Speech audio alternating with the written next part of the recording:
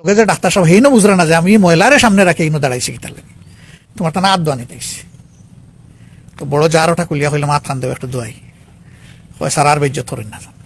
মানে তারা যা চিন্তা করে আমার কার্যক্রম তার উল্টা। তা আমি বললাম যে আমার আর দোয়ার কোনো যোগ্যতা নাইনি, তুমি তাই সারা সমাজে সুন্দর করো, আমি তোমার তা না থানে দোয়াইতাম পারি না। আবার চাইলো, এমনভাবে চাইলো মনে হইলো যেন ভাবনার হেমায়তপুর থেকে আমি মনে পাগলাখানা থেকে ছুটি হয়েছি। এ বিশ্বাস করতে পারেন এই বিষয়টারে নিয়া একজনে কইল তাইলে আমরাও মানুষ। বললাম মানে আমরা তখন মানুষ হয় না, আমরা হয় আমরা মেথর। আমরা দেখলে মানুষের নাক শিক্ষায়, আমরা চায় না, আমরা কেউ দ্বারে গিয়া দাঁড়াইলে মনে হয় যেন তার গা ফসে যাইব গিয়ে আমরা দুর্গন্ধ হয়, ওরকম ভাব আমার চোখ দিয়ে ফানি আসছে। আসসালামু আলাইকুম সুপ্রদর্শক, আমির জামাত ডাক্তার শফিকুর রহমানের সাথে ঘটে যাওয়া অসাধারণ একটি ঘটনার কথা তিনি নিজেই বর্ণনা করেছেন। আমির জামাত ডাক্তার শফিকুর রহমান যখন কয়েকজন ম্যাথরকে তিনি ময়লা পরিষ্কার করার পরে তাদের হাত ধুয়ে দিচ্ছিলেন, তখন ম্যাথররা কি বলেছিল অবাক করে একটি ঘটনা শেয়ার করলেন জামাতের আমির ডাক্তার শফিকুর রহমান। সুপ্রদর্শক, আমরা তার মুখ থেকে বিস্তারিত জেনে আসবো। আমি সবসময় কই যে আমরা শহর বন্দরও যারা পরিষ্কার পরিচ্ছন্নতা কর্মী হিসাবে কাম করে অনেকে তারা নাক ছিটকায় কইন এরা মেথর। তা আমি একবার বরিশাল থেকে সফর করি আইয়ার ঢাকার সদরঘাটের লঞ্চ থাকি নামিয়া ওলা গ্রীষ্মকাল আছিল, একটু দূর আগাইছি গাড়িয়ে, তখন একটা জায়গা থেকে আমার লগে আরেকজন ডাক্তার সাহেব আসলা। আমি ড্রাইভার হই না, পাইলট হই, তার একটু সম্মান দেওয়ার লাগে। বললাম পাইলট তুমি থামো একটু। কইলো স্যার সামনে তো ময়লার বাগাড়। আমি বললাম অন্য থামো, অন্য আমার দরকার। এখন অবাক হয়েছে আর কি যে ময়লার পাকার সামনে তুই কিছু কিছু গন্ধ তো ফাঁক ফুকুরে আইয়া ঢুকিস আর কি। ইনো তাহা ইনো না ইয়া অফিসে যেতাম পারি না, আগাইতাম পারি, বারবার করছে একটু আগাইয়া আমি হই নাওনো, হয়তো একটু ফিসে আমি হই নাওনো। তো তারা তো বুঝেন না, আমার লগে যে ডাক্তার সাহেব হেই না বুঝরা না যে আমি ময়লারে সামনে রাখে ইনো দাঁড়াইছি কি তাহলে। বেশ কিছুক্ষণ পরে গাড়ি থেকে আমি নামছি, গাড়ির দরজা খুলিয়া। তখন ডাক্তার সাহেব যেহেন কইরা যে আপনি বোকা কিতা করতে হইব আমারে হোকা। আমি বললাম তো আপনি আগ্রহী, আপনি আমার লগে অসুবিধা নাই। আমরা একটু ব্যাক করিয়া গেলাম, গিয়া একটা খাবারের দোকান ফেলাম। সকালবেলা তারা ডাকার বাসা হয় খিচুড়ি আর আমরা হই আহানি ওটা বানাইছি। আমি একটা প্যাকেট বানানির লাগে তারারে অর্ডার দিলাম, তারা বানাইলো। কইলাম যে সব প্যাকেটের লগে একটা ছোটো পানির বোতল দেও, তারা দিল। এরপরে কইলাম যে একটা বড় পানির বোতল দেও। কইলো স্যার 2 লিটার দিতাম না, আরো বড় জার আছে। আমি বললাম বড় জারটাই দিলাম। তো লইয়া আমরা আবারটা নিয়ে গাড়ি তুলছি। এখন ড্রাইভার সাহেব হইরা আমার যে পাইলট টাইম হইরা স্যার এখন চালাইতাম পারিনি। আমি না, আমার সময় শেষ হয়েছে না, আর একটা টানতে।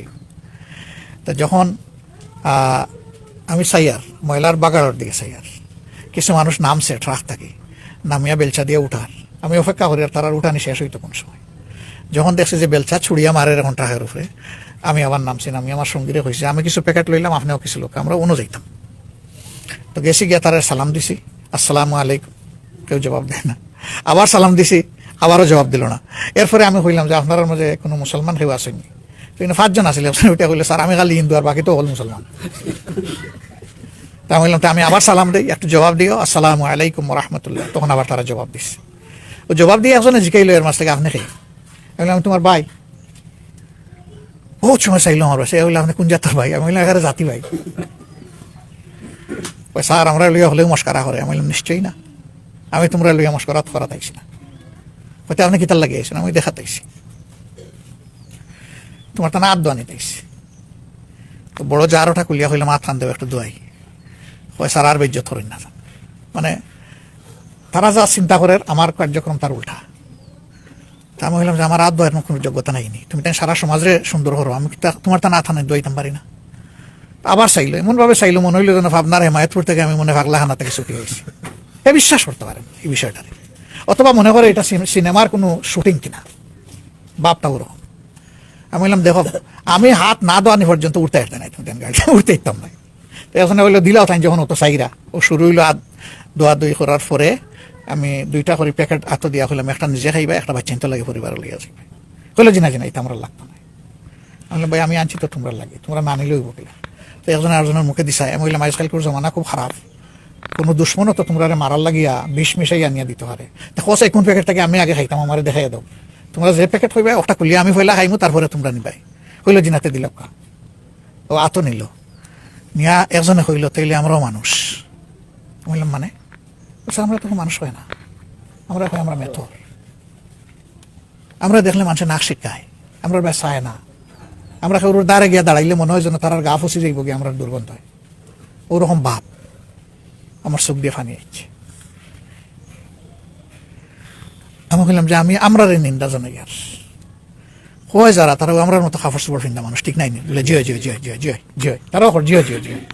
আমি বললাম এরার হলোর পক্ষ থেকে তোমরা কাছে মাফ চাই আর তোমরা এত বড় উপকার করদায় যে এই কাজ তোমরা না হলে 1 সপ্তাহ যদি বন্ধ রাখো 3 দিন যদি বন্ধ রাখো সব বাবু হলোর জীবন ফালিশ হয়ে যাব, অসুস্থ হয়ে পড়ে যাব। কাজে এই সমাজের কেউ ছোট নাই, সমাজের সব তার জায়গাত বড়। এটা যেদিন আমরা বুঝবো আর মানুষের ওভাবেও সম্মান করতে শিখবো, বোঝা যাইব যে আসলেই আমরা মানুষ এবং মুসলমান। আর এই অনুভূতি যতদিন পর্যন্ত আমরা ক্লিয়ার হইতো নাই, আমরা মানুষ হইতাম পারতাম না, মুসলমান হইতাম পারতাম না। মুসলমান হইলে উন্নত মানের মানুষ, এর আগে তো মানুষ হইতে হইব। আল্লাহ তালা আমরা এইভাবে সমস্ত মানুষের সম্মান করার তৌফিক দাও, মানুষের ভালোবাসা উপহার দেওয়ার তৌফিক। সুপ্রদর্শক, জামাতের আমির হওয়ার পরেও একজন ব্যক্তির উদারতা, মন মানসিকতা আপনারা দেখেছেন। শুধু যে এইখানে তা নয়, সিলেটের কথা আপনাদের মনে আছে, সিলেটে বন্যা কবলিত মানুষের পাশে জামাতের আমির ডাক্তার শফিকুর রহমান বয় বিরুদ্ধ একজন মানুষ। তিনি নিজে সেই বৃষ্টির ভিতরে পায়ে হেঁটে পানির ভিতরে মাজা সমান পানি, সেখানে গিয়ে মানুষের জন্য ত্রাণ নিয়ে গিয়েছিলেন ট্রাক ভরে। সেসব ঘটনা আপনাদের জানা আছে। তো একজন অমায়িক মানুষ, মানবিক মানুষ আমির জামাত ডাক্তার শফিকুর রহমান। এই ঘটনাটি আপনাদের কেমন লেগেছে অবশ্যই আপনাদের মূল্যবান মন্তব্য কমেন্ট বক্সে জানাবেন। সবসময় সত্য নির্ভীত তথ্য পেতে আমাদের চ্যানেলটি সাবস্ক্রাইব করে আমাদের সাথে থাকুন। আসসালামু আলাইকুম ওয়া রাহমাতুল্লাহি ওয়া বারাকাতুহু।